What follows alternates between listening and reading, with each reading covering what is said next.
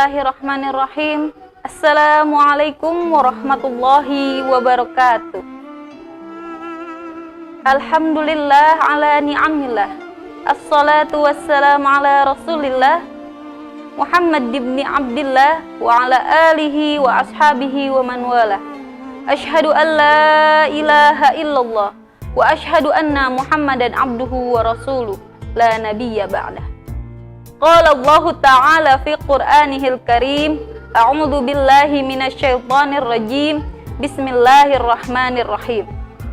Ya ayyuhan nas, qad ja'atkum mau'izatun mir rabbikum wa shifaa'un lima fis sudur wa hudaw wa rahmatan lil mu'minin. Al-ayah. Kama qala Rasulullah sallallahu alaihi wasallam, ala inna fil jasad mudghah idza saluhat saluhal jasad kulluhu wa idza fasadat fasadal jasad kulluhu. Rawahul Bukhari wal Muslim. Sahabat Asyifa yang dirahmati Allah, alhamdulillah kita patut bersyukur kepada Allah Azza wa Jalla yang telah memberikan kita begitu banyak nikmat sehingga kita bisa bertemu di acara Sanubari Ramadan ini. Kita masih diberikan nikmat untuk berpuasa sampai detik ini. Salawat serta salam marilah kita panjatkan kehadirat baginda Nabi besar Muhammad sallallahu alaihi wasallam. Semoga kita semua yang menjadi umatnya mendapatkan syafaat beliau di hari akhir kelak. Sahabat Asyifa, salah satu nikmat yang tidak kita sadari adalah ketenangan hati. Ketenangan hati menjalani hidup, ketenangan hati ketika beribadah, ketika menjalani kehidupan bersama keluarga, bersama masyarakat yang lain, bahkan ketenangan hati ketika beribadah bertemu dengan Allah. Berbicara tentang hati, hati adalah sesuatu yang ada di dalam diri manusia yang terletak di dada sebelah kiri. Tapi hati di sini bukan hati fisik yang kita tahu sebagaimana ilmu kedokteran, yaitu sebagai liver, atau bahkan orang tua sering merasakan bahwa hatinya sudah sakit maka harus berobat ke dokter. Tapi hati di sini lebih kepada perasaan. Hati di sini adalah tempatnya iman. Sahabat Asyifa yang dirahmati Allah, bahwa hati fisik bisa sakit, begitupun pula hati yang disebut iman ini bisa sakit. Maka ketika sakit apakah? Apakah sakit yang seperti penyakit fisik yang biasa diderita orang-orang? Tapi ternyata bukan. Sakit di sini adalah sakit hati yang biasanya tidak disadari oleh orang yang mengidap penyakitnya. Apakah penyakit hati yang tidak disadari oleh orang-orang yang mengidap penyakit itu? Salah satunya adalah hasad. Sahabat Asyifa, kita tahu hasad itu adalah iri atau dengki. Melihat orang susah kita senang, dan melihat orang senang kita susah. Tapi ya sahabat Asyifa, bahwa ada hasad yang diperbolehkan. La hasada illa snain. Ada hasad yang diperbolehkan, yaitu dua. Yang pertama adalah hasad iri terhadap orang yang diberikan Allah berlimpah harta, lalu ia menyedekahkanlah atau dia menggunakannya di jalan Allah. Dan yang kedua adalah hasad yang diperbolehkan adalah iri kepada orang yang diberikan oleh Allah ilmu atau Allah hikmah, berikan Allah hikmah atau ilmu, maka orang itu mengamalkannya dan mengajarkannya kepada orang. Kita diperbolehkan untuk hasad. Tapi selain dari dua hal itu, kita benar-benar tidak diperbolehkan untuk iri hati atau dengki, karena itu adalah ba'du minda'il qalb, yaitu sebagian, salah satu dari bagian penyakit hati. Adapun penyakit yang kedua adalah dendam. Mungkin setiap dari kita pernah merasakan sakit hati. Dengan sakit hati itu kita tidak ikhlas sehingga kita memiliki hasad marah yang tidak tersampaikan. Itu disebut dendam. Lalu apakah diperbolehkan? Tentu tidak boleh. Apa kuncinya? Ikhlas, sabar. Mudah, bilang sabar mudah. Tapi sebenarnya sabar itu ada batasnya. Kata siapa ada batasnya?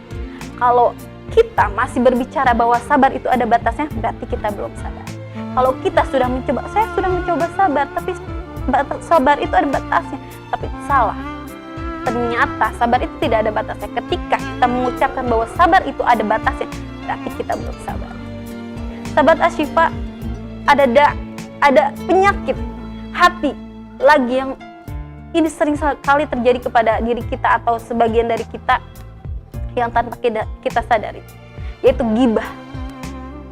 Ghibah adalah membicarakan tentang hal orang lain, walaupun itu kenyataan, tapi kita mengoreknya tanpa mengetahui kebenarannya. Bahkan ketika itu pun benar, maka kita tidak diperbolehkan dalam hal ini.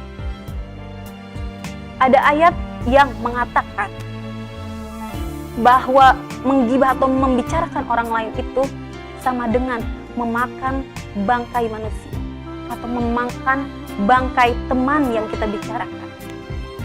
Ayuhibbu ahadukum antakula lahma akhi maitan fakarihtumuh. Apakah ada di antara kamu yang suka memakan daging saudaranya dalam keadaan mati atau meninggal? Apakah tidak jijik? Nah, dalam ayat ini dijelaskan bahwa daging teman atau daging saudara kita itu yang meninggal adalah bangkai. Berarti diibaratkan kalau kita itu membicarakan teman kita atau orang lain, maka kita seakan-akan memakan bangkai orang tersebut. Nauzubillah min dzalik. Ada yang tidak kita sadari tentang penyakit hati, yaitu yang keempat adalah fitnah. Fitnah hampir sama dengan ghibah, tapi ini adalah sesuatu yang tidak nyata atau sesuatu yang dibuat-buat atau diterka-terka, padahal kebenarannya belum pasti. Maka kita tidak boleh di sini karena sebagian zon atau sebagian dari prasangka itu itsmun adalah dosa. Maka yang benar saja tidak boleh, apalagi yang menerka-nerka. Sahabat Asy-Syifa, masih banyak sekali penyakit hati yang tanpa kita sadari sebenarnya kita melakukan sedikit demi sedikit, padahal kita telah menjadikan itu adalah rutinitas. Nauzubillah min dzalik. Lalu apakah obatnya? Obatnya yaitu yang pertama, obat hati, obat sakit hati atau obat untuk menyembuhkan hati, yaitu yang pertama, kita memperbanyak baca Al-Quran dan mentadaburi isi Al-Quran. Kenapa? Dengan baca Al-Quran dan mentadaburinya, kita akan mengetahui ilmu-ilmu apa yang dilarang oleh Allah, apa yang diperbolehkan oleh Allah, sehingga kita menjauhinya. Yang kedua, kita harus mengosongkan perut kita. Salah satunya itu berpuasa seperti bulan Ramadan ini. Yang ketiga, kita berzikir kepada Allah, menundukkan diri di hadapan Allah. Yang keempat adalah qiyamul lail atau salat malam. Apalagi di akhir-akhir bulan Ramadan, memasuki akhir-akhir kita dianjurkan untuk membangkitkan malam Ramadan. Nah, di sini kemudian yang kelima, yang terakhir, yaitu dengan cara berkumpul dengan orang-orang soleh, yaitu seperti bulan Ramadan ini kita sering mendapatkan ilmu, berkumpul dengan asatidz, ustadz untuk mendengarkan kultum atau bahkan tausiah-tausiah yang banyak sekali ilmu yang bisa kita dapat. Jadi 5 perkara ini sebenarnya ada di bulan Ramadan ini. Maka kesempatan bagi kita ingin mensucikan hati, ingin mensucikan diri, kita sungguh-sungguh di bulan Ramadan ini dengan meniatkan hati, ya Allah, semoga kita tidak termasuk orang-orang yang memiliki hati yang berpenyakit. Sekian dari saya. Qad aflaha man zakkaha wa qad khaba man dassaha. Wallahu a'lam bishawab. Wassalamualaikum warahmatullahi wabarakatuh.